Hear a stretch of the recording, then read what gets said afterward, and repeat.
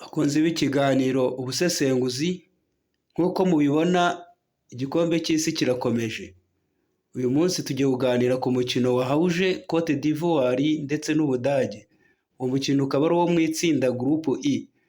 Ukaba wabereye kuri stade ya Toronto Stadium, aho ni mu mujyi wa Toronto. Nk'uko bisanzwe rero amakipe yo muri Afurika akenshi ntabwo aba akunze guhabwa amahirwe, ariko uyu munsi ikipe ya Cote d'Ivoire yaje kubanza igitego mu gice cya mbere, aho cyatsinzwe n'umukinnyi witwa Franck Kessié. Byaje gutungura benshi cyane rero bituma iyi kipe ya Cote d'Ivoire ikomeza kwitwara neza, kugeza ubwo yakomeje guhusha n'ibindi bitego mu gice cya mbere. Ubudage rero nabwo bwaje gukomeza kugorwa no guca muri ba myugariro b'ikipe ya Cote d'Ivoire, nk'uko byari byamaze kugaragara yuko ifite ubwugarizi bukomeye cyane.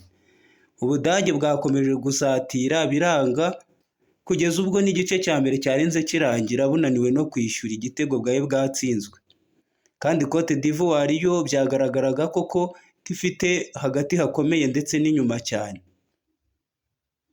Mu gice cya kabiri rero umutoza w'Ubudage yaje gukora impinduka nziza zaje gutanga n'umusaruro mwiza. Yaje kwinjizamo rutahizamu witwa Denis Ndave.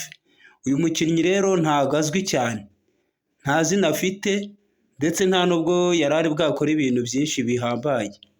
Uyu mukinnyi rero benshi bamushidikanyagaho, ariko mu by'ukuri uyu mukinnyi yaje gukora impinduka nziza. Yaje kujyamo asimbuye mu gice cya kabiri, ariko yaje gukora ibintu bidasanzwe.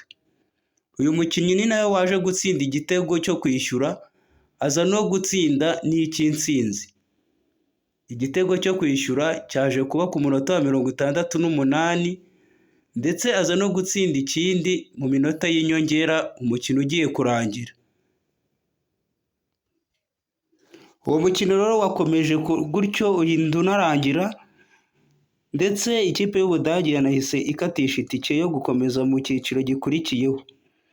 Dore ko bwari n'ubwa mbere kuva 2014 iyi kipe y'Ubudage ibwo yatwaraga igikombe cy'isi, kuko 2018 ntago yakomeje, ndetse na 2022 ntago yakomeje, ahubwo ibashije kubigeraho itsinze Cote d'Ivoire ibitego 2-1. Ahangaha rero naho ushobora kwibaza uti iyi kipe yo muri Afurika ko yari yabanje gutsinda igitego yaje gutsindwa ite? Yazize iki se iyi kipe yo muri Afurika? Dore ko iyi kipe yari yanatsinze umukino wa mbere wayo wa mbere, ikaba yari yatsinze umukino wayo ikabona amanota 3 yuzuye, ndetse no muri iyi makino ko yari yabanje igitego yaje kuzira iki? Iyi kipe rero dore icya mbere yaje kuzira, ikimara gutsinda igitego iyi kipe ya Cote d'Ivoire yamaze gutsinda igitego isubira inyuma ijya kudefanda, ntibongera gusatira nk'uko basatiraga. Kandi mu by'ukuri ntabwo Cote d'Ivoire yakinnye nabi, ahubwo yananiwe